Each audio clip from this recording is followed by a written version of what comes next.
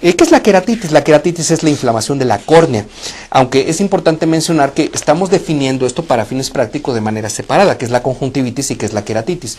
Sin embargo, con mucha frecuencia, un paciente puede presentar procesos mixtos, por ejemplo, una queratoconjuntivitis, en la cual se afecta tanto la conjuntiva como la córnea. Sin embargo, si hablamos puramente de queratitis, estamos hablando de un proceso inflamatorio de la estructura transparente que se encuentra en la parte delante del ojo, que es la córnea. Y por ejemplo, tenemos queratitis por una queratitis relativamente frecuente en nuestro medio, que es la queratitis por el virus del herpes simple tipo 1, que es exactamente el mismo virus que nos ocasiona los famosos fogazos en la boca. Cuando este virus afecta el ojo, se manifiesta de una manera bastante agresiva. Sin embargo, algunas bacterias, por ejemplo como el Staphylococcus aureus, llega a producir también queratitis bacteriana, se inflama la córnea, particularmente en la parte inferior cuando se trata de Staphylococcus aureus, y esto con mucha frecuencia está relacionado con problemas a nivel de párpado de tipo infeccioso por esta bacteria que habita y coloniza unas glándulas que se encuentran en el párpado, que se llaman glándulas de Meibomium. Otros virus comunes como el adenovirus que mencionábamos también nos puede producir una queratitis difusa, y también las reacciones alérgicas también pueden generar inflamación de la córnea. Y por otro lado, la queratitis traumática, que puede ser por ejemplo por habernos tallado el ojo de una manera muy intensa, porque haya caído alguna sustancia tóxica que haya generado una desepitelización, por supuesto, de la córnea. Si observamos la siguiente imagen, vamos a observar lo que es una queratitis herpética. Normalmente la queratitis no llega a notarse a menos de que apliquemos colorantes en la consulta para poder determinar esto. Estamos aplicando en este momento en un paciente un colorante que se conoce con el nombre de fluoresceína sódica. Este colorante normalmente no debe de teñir la córnea. No la debe de teñir a menos de que la córnea esté lesionada. Por ejemplo, en este caso tenemos una tinción muy intensa en todo el polo inferior de la córnea de este paciente que tiene una queratitis por el virus del herpes. Sin embargo, es importante mencionar para los profesionales de la salud visual que recuerden esta imagen, puesto que la imagen del herpes es una imagen muy característica. Es una imagen que parecen ramas de árbol, como ustedes podrán observar. Es una imagen que también se le conoce con el nombre de dendrítica, puesto que se asemeja a la imagen que da una dendrita de una neurona.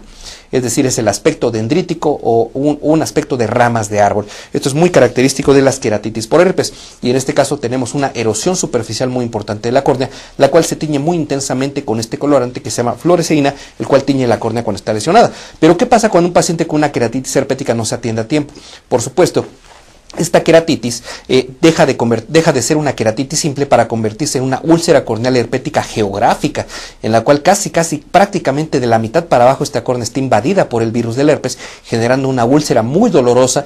El paciente presenta mucho dolor, mucha molestia a la luz, y en ocasiones este tipo de alteraciones oculares llegan a confundirse con conjuntivitis bacterianas o de otra etiología, diagnosticándose erróneamente cuando no se aplican los colorantes y las tinciones necesarias, o se tiene el desconocimiento de este tipo de padecimientos, por lo cual estos pacientes en algunas ocasiones son tratados con antibióticos antibacterianos que son de una nula utilidad en estos casos, y por otro lado puede existir también el error de que se les administre antiinflamatorios de tipo cortisónico o esteroides, los cuales definitivamente están contraindicados, puesto que una úlcera corneal por herpes puede generar incluso una perforación del globo ocular con una pérdida total del globo ocular si esto se diagnostica mal en una consulta. Sin embargo, ¿qué es lo que nos puede generar una úlcera también por herpes?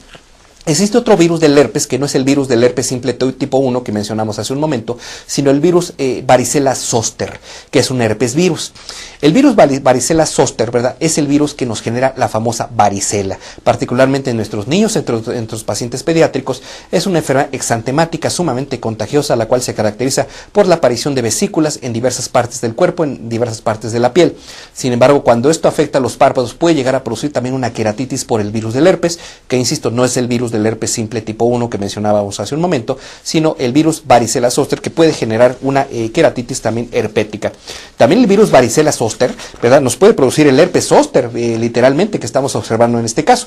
En este caso no tiene que haber un antecedente de varicela, sino que un paciente común y corriente de repente presenta un proceso inflamatorio que puede ir básicamente en la córnea, la conjuntiva del ojo afectado, y por supuesto afecta la piel del párpado de esta manera muy intensa.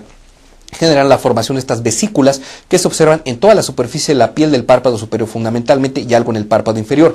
Sin embargo, estas lesiones llegan a ser tan confluentes que pueden llegar y tan extensas que pueden llegar a abarcar incluso la mitad de la cara. Cuando se abarca la mitad de la cara en un paciente con un herpes zóster, estamos hablando de que el paciente tiene lo que se llama signo de Hutchinson, en el cual la mitad de la cara está completamente invadida. Incluso llega a afectar el virus del herpes zóster, incluso la mitad de la cabeza.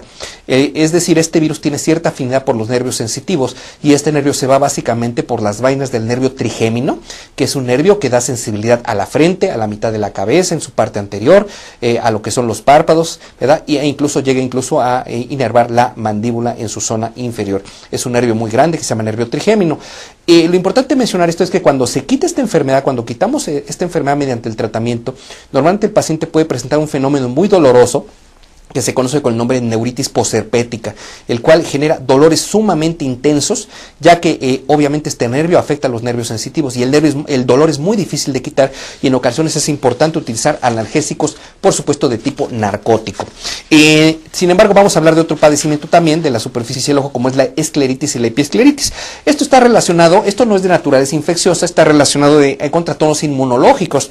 Existen enfermedades inmunológicas que se conocen con el nombre de autoinmunes, las cuales se caracterizan porque en algunas ocasiones los anticuerpos, que son elementos que se encuentran en nuestras células, en nuestra sangre, que se encargan de defendernos de las agresiones externas y de las infecciones, y algunas células, por ejemplo los linfocitos B, los linfocitos T, las células plasmáticas, que se encargan de producir anticuerpos que nos defienden contra las infecciones, por alguna razón desconocida, alteran su funcionamiento y nos comienzan a atacar a nosotros mismos, es decir, una enfermedad autoinmune.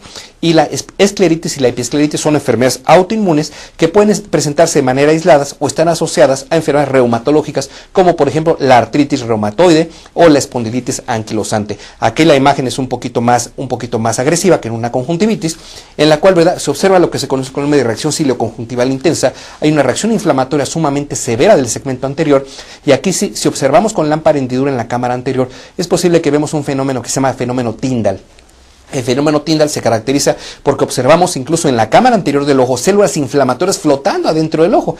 ¿Y por qué se llama fenómeno Tyndall? Si ustedes recuerdan alguna vez que han ido al cine, ¿verdad?, si ustedes levantan su cara hacia arriba y observan el haz de luz que viene de atrás del proyector, ven ustedes todo el polvo que está flotando dentro de la sala. Este es el fenómeno Tyndall. Obviamente lo que observamos nosotros al arrojar un haz de luz adentro del ojo no es polvo, por supuesto, pero son células inflamatorias que están flotando. Si arrojamos un haz de luz al interior del ojo y vemos esta inflamación, estamos obviamente con un proceso inflamatorio más severo, que ya está incluso atacando las porciones internas del globo ocular, y que son de un manejo mucho más complicado y difícil, y que en ocasiones por error se pueden confundir con infecciones, manejándose erróneamente con antibióticos. En algunas ocasiones estos pacientes tienen también que utilizar tratamientos de tipo inmunosupresor de vía oral, por supuesto siempre de la mano del reumatólogo, del médico especialista en reumatología. Aquí los signos y los síntomas son muy diferentes a la conjuntivitis. La hiperemia, ¿verdad?, tiene una reacción cilioconjuntival, es decir, es un ojo sumamente rojo, prácticamente todo el ojo se pone rojo, particularmente en la zona donde está la escleritis o la epiescleritis. Aquí hay dolor muy intenso, lo cual normalmente en las conjuntivitis bacterianas no se ve, y existe una fotofobia muy intensa, muy marcada, sensación de cuerpo extraño, y aquí sí observamos alteraciones en la agudeza visual, lo cual a veces en las conjuntivitis leves a moderadas no se presenta. Por eso es importante estar muy atentos de un paciente que tenga una escleritis o epiescleritis, conociendo en su historia clínica, por supuesto, sus antecedentes, si existe algún padecimiento de tipo reumatológico, por supuesto, previo. El síndrome de insuficiencia en la película lagrimal, que hemos tratado en otros temas aquí en Tu Salud Visual en Línea, por ejemplo, los pacientes que tienen deficiencias de la capa acuosa, de la capa lipídica y de la capa mucosa, característicamente presentan mucho ardor. Tienen sensación, por supuesto, de ojo seco, tienen sensación de sequedad ocular, visión borrosa fluctuante. Esto es debido a que por la falta de la lágrima el paciente ve borroso, ya que la lágrima incluso forma parte de nuestro aparato óptico. A la lágrima, de hecho, se le conoce con el nombre de lente fluida, es decir, es una lente de líquido que forma parte de nuestro aparato visual, que cuando se encuentra deficiente en un paciente con ojo seco, tenemos una visión borrosa fluctuante. Y el tiempo de ruptura de película lagrimal es menor a 10 segundos. ¿Qué es esto? Esto es que le aplicamos al paciente el colorante que mencionábamos, que es la fluoresceína, y en el momento que esta fluoresceína lo que hace es que tiñe la lágrima. Esta lágrima, al verla teñida, ya no la vemos transparente, nos podemos dar cuenta en qué momento se evapora. Si en el momento que el paciente tiene los ojos abiertos se evapora antes de los 10 segundos, este paciente tiene un síndrome de insuficiencia, por supuesto, en la película lagrimal. Pero ¿qué es la blefaritis también? Otra enfermedad ocular externa, en la cual se inflama básicamente los párpados. ¿En qué parte? Fundamentalmente en la base de las pestañas, que es donde se encuentran unas microglándulas que se encargan de producir un poco de grasa, que se llaman glándulas de meibomio. Estas glándulas que producen esta grasa, producen este material oleoso que forma parte de nuestra película lagrimal y que también humecta nuestros párpados. La blefaritis bacteriana con frecuencia es producida por una bacteria que se encuentra en la piel que se llama Staphylococcus aureus. Característicamente en la blefaritis puede haber dolor en el párpado, dolor palpebral, tumefacción palpebral, es cuando el ojo comienza a formar lo que comúnmente se conoce con el nombre de perrilla, es cuando se inflama el párpado, duele, se pone rojo, eritematoso. La secreción puede ser escasa o ausente, puede haber cierta fotofobia, es decir, molestia a la luz, y con frecuencia existe muchísima comezón. Y en ocasiones la blefaritis puede llegar a ser tan intensa que se forman estas bolas prácticamente, estas masas de aspecto rojizo que se encuentran prácticamente comprimiendo la córnea. En algunas ocasiones pueden ser tan grandes y tan confluentes que pueden generar una compresión de la córnea, generando alteraciones visuales, por supuesto. Y un antecedente de la aparición de este tipo de lesiones, ¿verdad?, es la blefaritis crónica, que es que estas glándulas que se encuentran en la base de las pestañas se obstruyen, se tapan por exceso de producción de grasa, se comienza a formar una especie de caspita que ustedes observan ahí en la base de las pestañas, contaminando toda la zona, ¿verdad? Y desde luego estos pacientes comienzan alteraciones en la producción de su lágrima, puesto que estas glándulas que se obstruyen debido a esta como caspita que se forma por esta bacteria, estafilococo, deja de producir grasa de manera normal.